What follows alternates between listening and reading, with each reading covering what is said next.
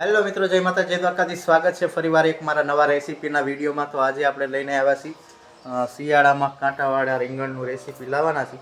તો રીંગણાનું રેસીપી આજે કે રીંગણાનું શાક બનાવો છું મસ્ત મસ્ત બા. તો બન્યા રહ્યો અમારા વિડીયોમાં.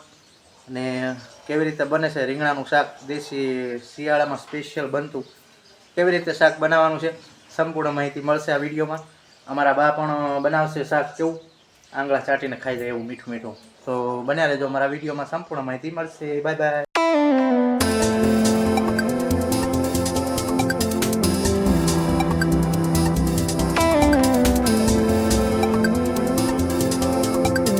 તો ફાઇનલી મિત્રો, બાયા રીંગણ જો કાપવાનું સુધારવાનું ચાલુ કરી દીધું છે.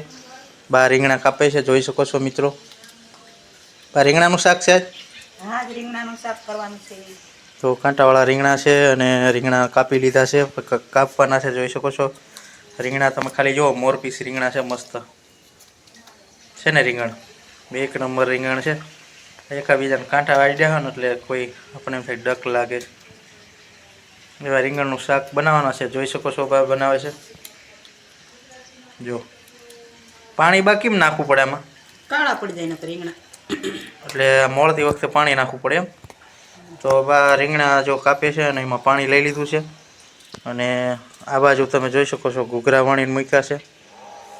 ને બા શાક સુધારી નાખ્યું છે, હજી કાપવા નહીં છે ને. તો બા રીંગણા કાપે છે અને મસ્ત મસ્ત.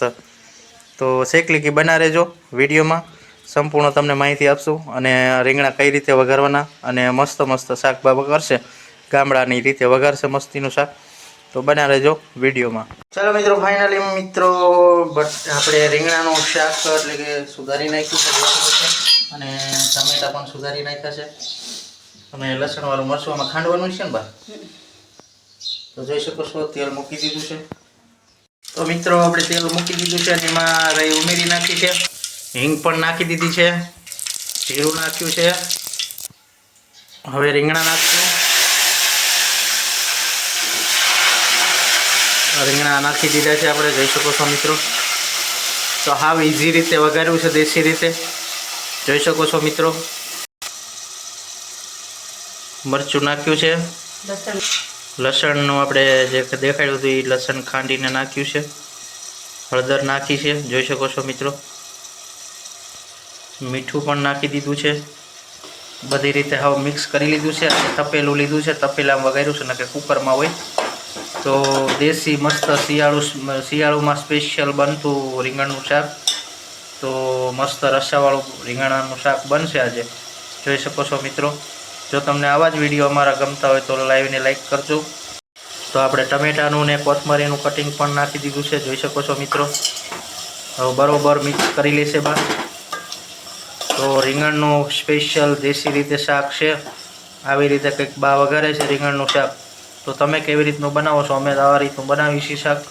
તો તમને અમારા વિડીયો કેવા લાગે છે તો વિડીયોમાં કમેન્ટ કરજો અવશ્ય, જેથી કરી અમે પણ નવા નવા રેસીપીના વિડીયો બનાવી શકીએ. અને અમારા ચેનલને લાઈક કરજો, શેર કરજો, સબસ્ક્રાઈબ કરજો. જોઈ શકો છો મિત્રો, મસ્ત મસ્ત શાક બફાઈ રહ્યું છે. આપણે આ વિડીયો સારો ચાલે તો પછી આ વખતે આખા રીંગણાનું શાક કરવાનું છે, ડીટીયા હોતું રીંગણાનું. તો તમને કેવો રીંગણાનું શાક લાગ્યું જરા કમેન્ટમાં જણાવજો. હવે શું નાખવાનું બા? પાણી. હવે રસો રાખવા માટે એને પાણી નાખ્યું છે, જોઈ શકો છો. હવે કેટલી વાર ચડવા દેવાનું બા?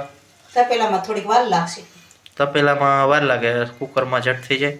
તો મિત્રો આવું કંઈક શાક બનાવ્યું છે, જોઈ શકો છો. અને હજી ચડશે એટલે મસ્ત મસ્ત રંગ બદલી જશે આનો. તો આવી રીતે કંઈક શાક બનાવ્યું છે. તો શેકલીકી બના રહેજો અમારા વિડીયોમાં. તો ફાઇનલી મિત્રો, રીંગણનું શાક થઈ ગયું છે કમ્પ્લીટ, જોઈ શકો છો. અને આપણે રોંઢો કરવાનો ટાઈમ થઈ ગયો છે, તો બેસી ગયા છીએ રોંઢો કરવા, જોઈ શકો છો.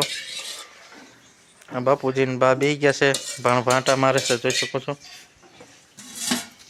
અને આ રીંગણનું શાક છે, જો મસ્ત દેશી રીતે વઘાર્યું છે. સ્પેશિયલ શિયાળામાં બનતી આઈટમ કે રીંગણાનું શાક છે.